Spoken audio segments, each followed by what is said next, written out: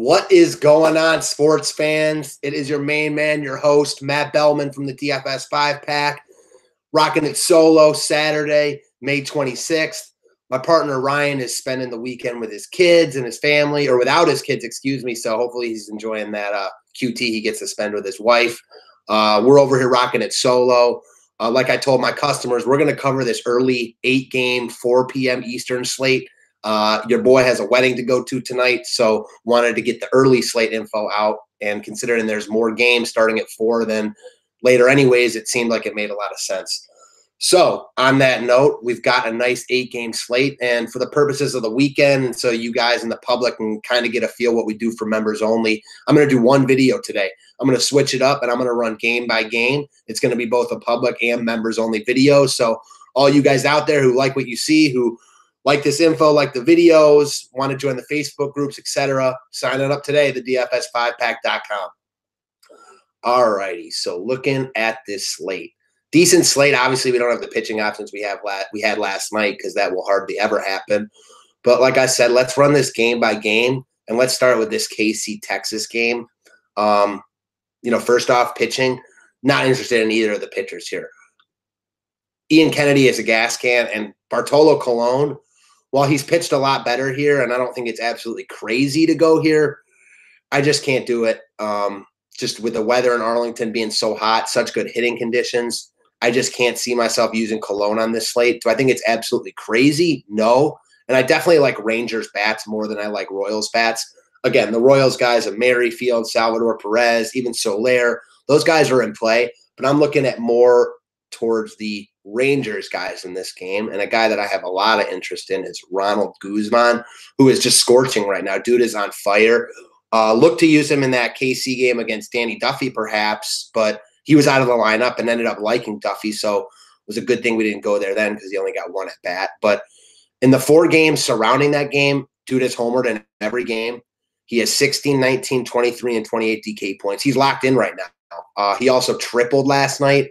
He just looks really good at the plate, and facing the gas can that is Ian Kennedy, I like Ronald Guzman quite a bit.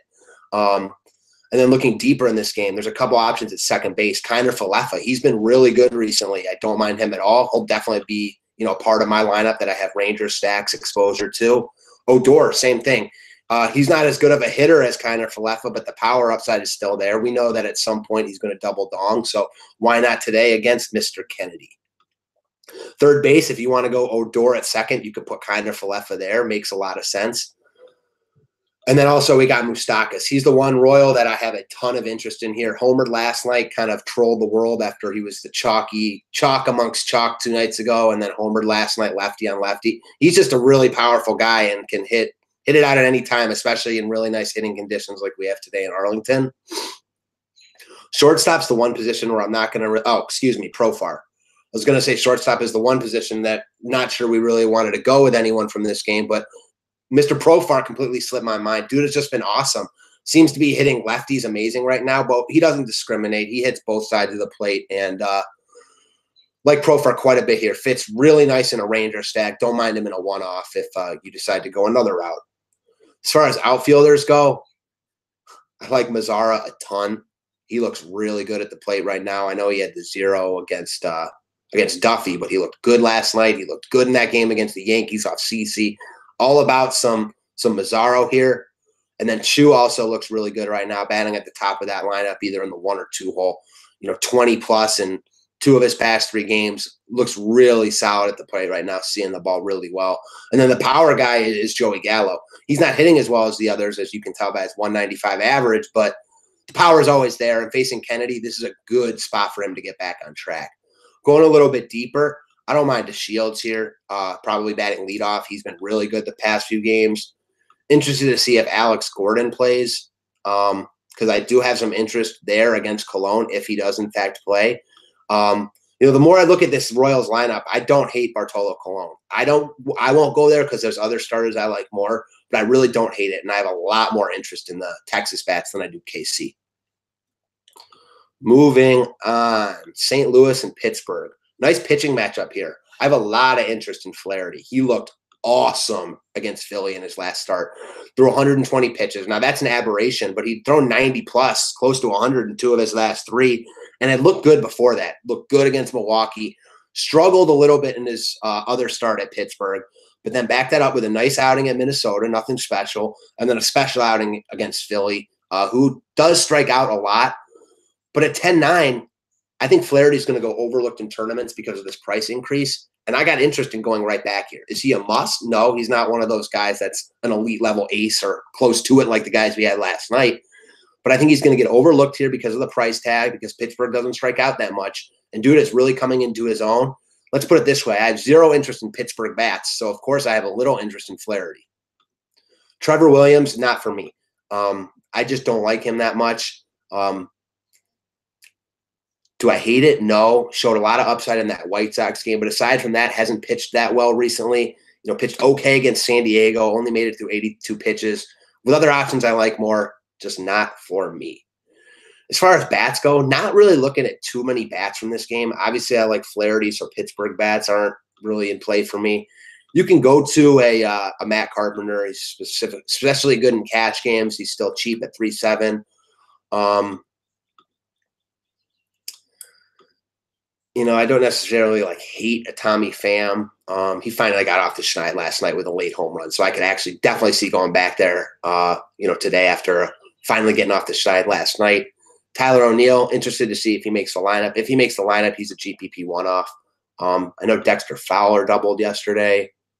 Don't hate it. And then the guy that we got to look at it at still this really cheap price is going to be Marcell Ozuna, who looks good right now. He doesn't look awesome, but he's not striking out. He doubled yesterday. I mean, in his last 10 at-bats, he's got 7 hits at 3,300. I mean, give me some Marcell Ozuna. Every day of the week, twice on Sundays. He's just way too good for this price. So he's the one guy that I'm going to be targeting from this game and targeting big time. Moving ahead to Arizona and Oakland. Weird pitching matchup. Daniel Megden, who's been pretty decent recently against Clay Buchholz, who didn't pitch horrible in his only start, pitched well enough to get another start here at Oakland. I'm not going to Buchholz here. You can go to a couple of Oakland bats. I'm not using Buchholz. He's not good. He wasn't good the last time he was in the majors. That 11.5 is an aberration. I don't think I want to completely stack against him here, but I'm not going to go here. Megden is interesting in the sense that he's been good recently. He just pitched good in Toronto. Arizona sucks. We all know that. They've been awful for the past few weeks now. They finally got off the schneid last night with a nice night against Minaya. So I'm not running to go back to target against them because I hate picking on teams that just broke out of it. That being said, Arizona is not good and Megden is in play, and I don't have much interest in Arizona bats. Do I think it's crazy to go back to a Paul Goldschmidt here? No. He's got 35 DK points in his last 2 games. Double, triple, 3 extra base hits combined. Can definitely see going there as a one-off, but not planning on stacking Arizona against Megden. And Oakland without Chris Davis is really hard for me to stack right now. I think you can use a couple pieces from both sides of this game, especially some cap savers, Descalso. I know Peralta had a nice night last night, I thought. Yeah, he looked to be getting going 2 for 5, stole the bag. So don't mind Peralta at all. Again, I think you can pick pieces from this game, but definitely not going all out here. That's just my opinion. And then the other guy from Arizona you can look at is going to be Jake Lamb. Facing Megden here, this is a nice spot for him. I like how he's not striking out too much. Hit an extra base hit last night. I don't mind Lamb at all. These guys aren't priorities for me, but if you want exposure to this game, Lamb's a nice place to get it for damn sure. All righty. Toronto, Philly. The number 1 pitcher on the slate here is going to be Aaron Nola. He's really expensive, so he's not a must, but he's a nice play here. I know he hasn't pitched great his past couple outings. He didn't pitch great at St. Louis, and he wasn't all overly effective against the Mets. But aside from that, he's been damn good all year. And this is a nice spot for him facing a Blue Jays lineup that loses their DH, gets the pitcher in the lineup, a couple extra Ks for him there. I like Nola quite a bit here. I don't like Nola like I liked guys last night. But on this slate, he makes a lot of sense at 12-2. I got no problem fitting him. Again, he's not a must, but he's a rock-solid play here and a guy I have a lot of interest in. I'm not going to go to Blue Jays bats. From the Philly side, interested to see if Alfaro makes the lineup. Don't hate it. Again, a lot of these guys we like better from the batting from the left side. So I don't mind Carlos Santana at all. He's like he doesn't discriminate. He hits from both sides of the plate really well, and he's locked in right now, especially if they get to that Toronto bullpen. He'll see it bat from both sides of the ball.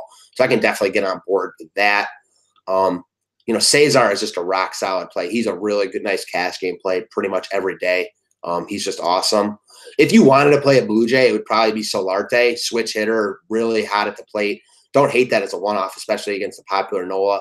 Again, Nola's really good, so not running there, but he's in play. Franco is better against righties, but if you wanted to do a little mini Philly stack, he makes a lot of sense here at this cheap price. Again, not running here. He's cold, and he's better against righties, but I don't mind it. No. And really the only other guy we'll be looking at here is going to be a couple outfielders, but I was going to say Aaron Altair facing the lefty. He should definitely have a nice lineup spot tonight. I don't mind that as a one-off. Rhys Hoskins is struggling, but this is a nice spot for him to get off against Jaime Garcia. I could see him going yard in this spot. I think people are kind of frustrated with him and not going to be running back there. I don't mind Rhys here. I'm not running towards him, and I like the Texas guys quite a bit more, but he's in play. And then from the Toronto side, if you wanted a one-off, Teoscar Hernandez is just really good, so I don't mind that at all. Gray Anderson will be leading off, So, again, if you want to go there. The other Philly wild card is going to be Odubel Herrera. He hits everyone really well. Obviously, he's better against righties, but, again, we'll see that Toronto bullpen. It's not good. They almost blew the lead last night. Herrera's in play for me here, especially if I stacked Philly. Baltimore and Tampa Bay. Don't play Denard's fan. So again, we've got Tampa running this closer out there. They're running Stanek out there today, and then they are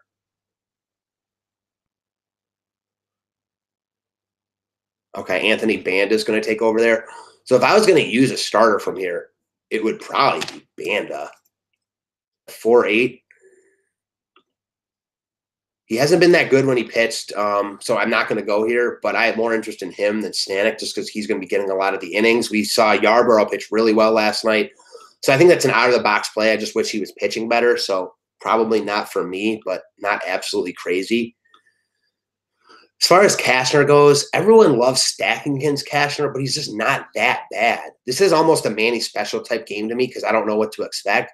It could work out a lot of different ways. Cashner can pitch really well here against the bad Tampa Bay lineup, or Tampa Bay lineup who has gotten hot at times could get to Cashner here. I think this is a Manny Special game. I'm certainly not going to run Cashner out there, but I don't have much interest in running those Tampa bats out against him. Again, I don't think like a Crone is crazy, although he's cooling down a little bit. The Baltimore guys are in play against the lefty here. They strike out a ton. Both sides of this game are not sides that I'm like jumping to go after. I just don't love this game that much for DFS points. Could it happen? Sure. But in my opinion, I don't love Cashner and I don't want to pick on him. And then with the Tampa Bay bullpen, that's messing up hitters a little bit. So it seems that, whatever they wanted to do, it's working. The one guy besides Machado who we'll get to from Baltimore that's in play is going to be Scope. He homered last night facing a lefty and Banda a couple at bats here. He's in play. He's a guy I can get on board with at 3.8. Sure, cash games, especially with the lefty Banda coming in. Again, I'm not really excited about this game, but I get it. Machado had a 0 last night, surprising, 0 for 4. But he's in play every day because he's Manny Machado, and he's one of the top 10 hitters in baseball, facing a weakish reliever in Stanek and then Banda and then some more Tampa bullpen. Yeah, I can get on board there. And then we've got the same guys here. Adam Jones is better against righties, so hopefully he sees it in a bat against Stanek. Another guy with 35 DK points in his last 2 games. He's in play. Again, I'm not excited about these guys, but they're in play. If you want to use a couple Baltimore guys, you know who it is. Adam Jones, Mancini, Machado, Scope. That's who we're looking at. I wouldn't touch Chris Davis. All right, now to another game I have a lot of interest in, and that's going to be Chicago-Detroit. So I got a lot of interest in 2 sides of this game, and they're both coming from Detroit. I like Liriano here. I don't love – there's some good pitching options, but no one I really love. I like Nola a lot. I like Flaherty. But at 8K, with the way Liriano's pitching this year, I like him quite a bit. Had a no-hitter through 6 or 7 in Seattle. Went 8 strong, 5 Ks. To me, when I watch Liriano now, he's no longer trying to strike everyone out, which has been really good for him. He's locating a lot better, and he's getting balls that are put in play for outs. I like what I've seen from Liriano. Facing this White Sox team that really struggles against left-handed pitching, I'm on board here. And on the other side of this game, I like some of the Detroit righties quite a bit. Now, there aren't that many to choose from, but the ones there are, I like a bunch. I like Hicks a lot at catcher. I don't mind McCann at all. He hasn't been good recently, but he's even cheaper. So McCann at 3K, Hicks at 3.4. Those guys are going to be circling for my catcher spot. Again, I don't think Abreu is crazy by any means against Liriano. Matter of fact, let's pull up the BBP and see how he's done.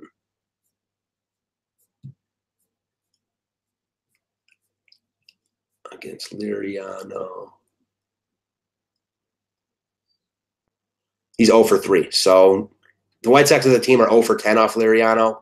So that is music to my ears. So again, I like Hicks here. I don't mind McCann, at catcher. And then at first, no one really to go to from Detroit. If you want to use Hicks there, sure, but that's kind of ballsy. Not using Mancada against the lefty and Liriano, and I like him here.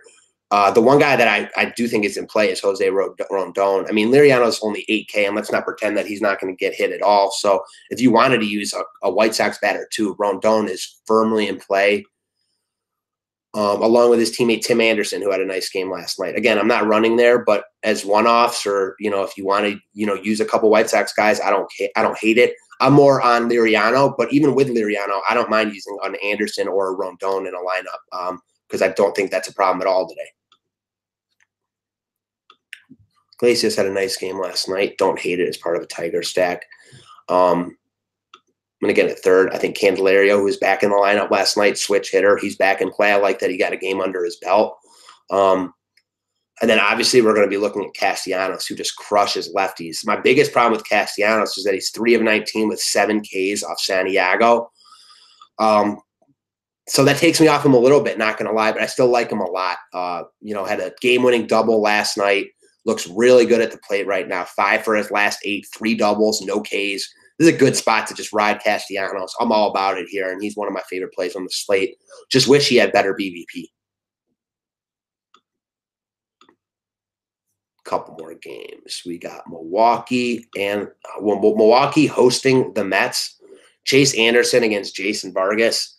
No interest in either of these pitchers, really. The Mets, they're not good, but they're kind of scrappy right now, and Anderson, he was lucky to get out of the Arizona first inning without a blow up. So not much upside here for me. I'm not going there. And then Jason Vargas, no. He pitched really well in his last start against Miami. So it might take me off of Milwaukee bats a little bit. But no, I'm not going to Vargas here. That last start was an aberration against a weak-ass Miami team. I think Manny Piña's firmly in play, assuming he makes the lineup today. Why not? 2-9 righty against Vargas.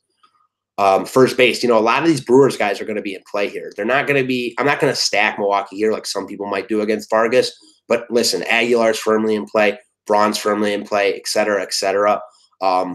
Second base, I actually like guys from both sides here. Asdrubal Cabrera, a nice ballpark upgrade here. Again, not afraid at all of Chase Anderson. 20 DK points in his last 2 games. Rock solid if you want to go there. And then from the other side, depending on their lineup spots, VR Saladino or Hernan Perez, all in play depending on lineup spots, and we'll see how it goes from there. Third base is weak for this game. Maybe if Todd Frazier were playing. Batista hasn't been horrible, but no thank you. Shaw would be the one guy I would use because, again, it's the Brewers. He has 48 in his last 2 games. People are going to be scared off by the lefty on lefty. Wow, I have a lot of interest here, actually. He's 4 for his last 8 with 2 homers, a double, 6 RBIs, only 1 strikeout. Yeah, give me some Travis Shaw here. Lefty on lefty, I don't care. You get anyone right now. Shortstop, Slim Pickens here. If you want to spend all the way down and go to Rosario or Arcia, it makes sense, but probably not the way I'm going to go. And then listen, you've got a bunch of these Milwaukee and Mets outfielders all firmly in play. Kane is probably the top guy. He's just crushing lefties, and he bats leadoff, and he's just really solid. To be a little different in a Brewer stack, I don't mind Yelich at all. Double digits in 2 of his past 3. He just rocks out, and he's always been able to hit lefties. Again, Braun, career lefty masher, he's in play. Then we look at the Mets side. Conforto, he homered last night. This is a nice spot for him against Chase Anderson. The same with Nimmo, who, aside from going 0 for 5 last night, I mean, he had been red hot before that with 46 DK points in his 2 games prior. So, yeah, he had a hiccup 0 for 5. I'm not rushing to go back there, but I think he's firmly in play, leading off for the Mets at 4K against a weakish Chase Anderson. Then we go all the way down to Domingo Santana at 3-4. If he makes a lineup, I got a lot of interest here. He's always crushed lefties, powerful guy. The home runs are about to start coming for him. He's shown a lot of warning track power recently. Give me some Domingo Santana, and I can ride with it all day. All right, that's what we got there. In the last game of the day, we've got Tanner Roark at Wei-Yin Chen. Roark is in play here. No doubt about it. He's been rock solid. He's expensive, but a lot of the guys are expensive. Do I love him? No, but you can make the case that he's just as good of a play as Nola today. Maybe even a little bit safer because he's hovering around that 18 to 20 DK points. Nice matchup against Miami. I know Miami got to Scherzer last night. Miami's scrappy, and that's why when you have a guy that's so expensive, you got to take a deeper look at that matchup. Obviously, no one expected that to happen. With Roark here, I like Roark quite a bit in this spot. I'm not scared of Miami, like I said. Are they scrappy? Yeah. Is he too expensive? Yeah, but that's a common theme throughout this slate. So I think Roark's a rock-solid guy to use at SP2 or at SP1 on this slate. So we're not really looking at Miami bats. As far as the Nationals bats go, we've got a lefty on the hill. So a couple of the Washington, righties that we like to play are firmly in play here. Pedro Severino. Sure, he'll be in a good batting spot today at 2.8. Yeah, makes a lot of sense there.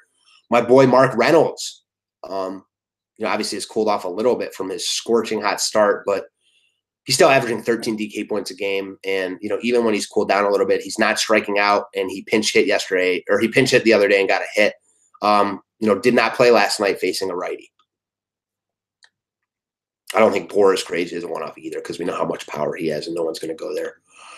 Wish Howie Kendrick were playing, but he's not. So go down to Defoe, who I think if you're stacking Washington is in play, wouldn't use them as a one-off, but in a stack, sure. Yeah, Rendon is finally getting going. Doubles in back-to-back games. Facing Chen here. This is a nice spot for him. Let me check the BVP. He's only 1 of 9, 1 strikeout. Mark Reynolds is 3 of 7 with 2 bombs, though, so he's even more firmly in play. Yeah, I like Washington quite a bit here, and Rendon is a guy I think that I have a lot of interest in at 4-2. Finally getting going, facing a lefty here in the late game. Sign me up. Trey Turner, we like him better from the left side, but he's just really freaking good. And as part of a national stack, you better believe I have some interest here. It's going to be hard to fit these guys, but if you have the salary, then he's one of the top shortstop options on the board right there with Machado in this matchup. And then we look at outfield. Harper's got nice numbers off of Chen. He's going to go overlooked in this. Not necessarily overlooked, but he's so expensive. No one's going to buy him at 5.7 in the lefty-on-lefty matchup. He's 5 of 18 with 2 – no, he's got no bombs, excuse me. Couple doubles, some RBIs. So his numbers are fine against Chen. I'm not running there. Again, I don't think it's crazy to have exposure to him in GPPs because it's Bryce Harper. Soto, lefty on lefty. He crushed lefties in the minors, and his first homer, his first hit came off a lefty. Don't hate it here. Again, probably not running there because it is lefty on lefty, and he's a younger guy and seems to have cooled down from his amazing start. But again, I like Washington. Don't hate it. Guy that I like is Michael Taylor, finally getting it going. Homered last night, doubled. He's striking out a little bit, but that's okay because when he's putting the ball in play, he's getting hits. Had cooled off considerably before that 15-point game. This is a guy we had a lot of success running out, a month or two ago. So I don't mind going right back there. Priced really nice at 3.3. Great matchup against Chen here.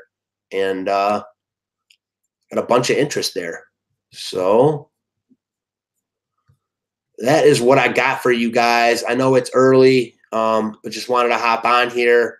Again, do a little mixture between the public and members-only video. So all you guys out there who are interested in kind of what we do, This was definitely not a full members only video. Normally we break it down player by player, but busy day today, got a wedding to go to, so wanted to get some info out for all you guys, and I'll be around until early this afternoon. For all you paying customers, the write-up will be out in a couple hours, and let's have a day today, guys. Let's crush it. Let's get back in the green. Let's see a couple people take down some GPPs. All right, guys. Thanks as always.